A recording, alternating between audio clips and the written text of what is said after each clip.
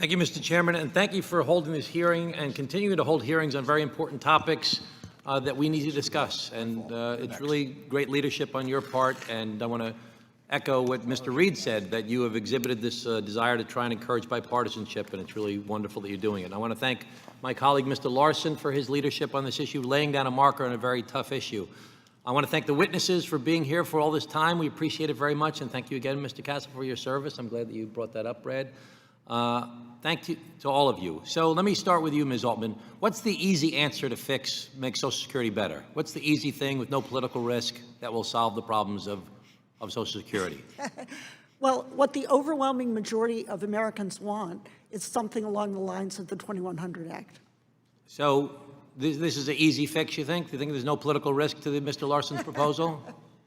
Well, from the debate, obviously, today, there's going to be a debate about it, but I do think the American people overwhelmingly want to see Social Security, no cuts, is every poll across the Mr. Goss, what do you think is the easy fix here? I hate to say it, but if there were truly an easy fix, I think you all would already have enacted it quite some time Do you think ago. the idea of more economic growth is a potential way to solve this problem? You think there's any sign of that happening soon, that we're going to have enough economic growth to solve this problem? More economic growth will certainly be a help, but to close the gap that we have facing us, highly unlikely. So, I'm an accountant by training. I became a CPA. I'm an attorney also. But, you either have to raise revenues or you have to decrease expenses. And you can either decrease expenses by cutting benefits or delaying the time that people can receive their benefits. So none of those are easy answers. Those are all, and everyone who's up here, every single member of Congress that's up here, I'm relatively sure, had town hall meetings or debates when they were running for office, and Social Security is brought up. AARP probably sponsored a debate in their district. And we said, we're going to work on it, we're going to solve this problem, we're going to look at these different things. I'm not sure, but I'm going to work on it. I'm going to try and work with my colleagues. And everybody here said that today. And I want to encourage my colleague, Mr. Reed, and Mr. Kelly, and Mr. Rice, and Mr. Schweikert, and I wish Jody Arrington was here as well. They're all very bright, passionate people that care about this issue, to work on this issue with us. This is what we're supposed to do, regular order. We're having a hearing. We're bringing this issue up. We've got a long time before a markup on a bill will happen. Let's not say, oh, we're rushing it through later on. Let's take advantage of this time, and let's work together, and let's actually come up with a solution to Social Security. But you know what? It's not going to happen unless we work on it together, because no matter what, people are going to have to take a political hit. You're either going to get hit because you want to try and increase the expense, or you're going to get a hit because you want to decrease expenses, because those are really the only two real viable things. And we can consider some of the things that Mr.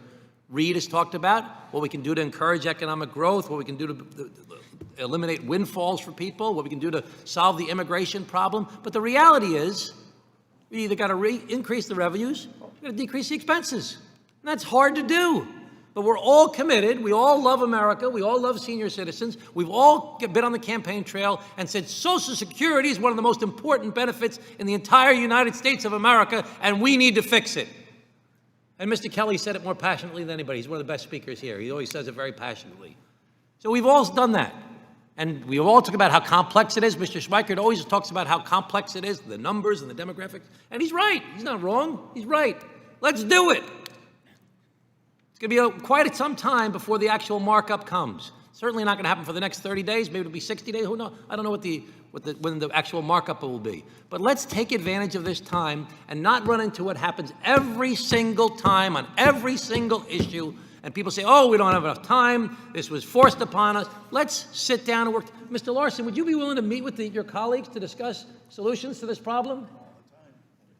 Open door policy. This is the easiest guy to talk to in the entire United States Congress, is John Larson.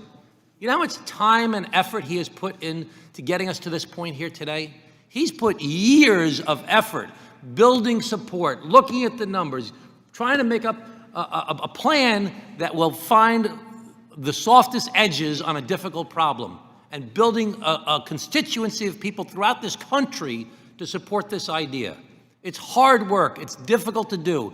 We have the time right now to do it before there's a markup, to try and give written ideas, as Mr. Larson has suggested. He says he wants written plans. Give me some ideas as to what you want to suggest it's better.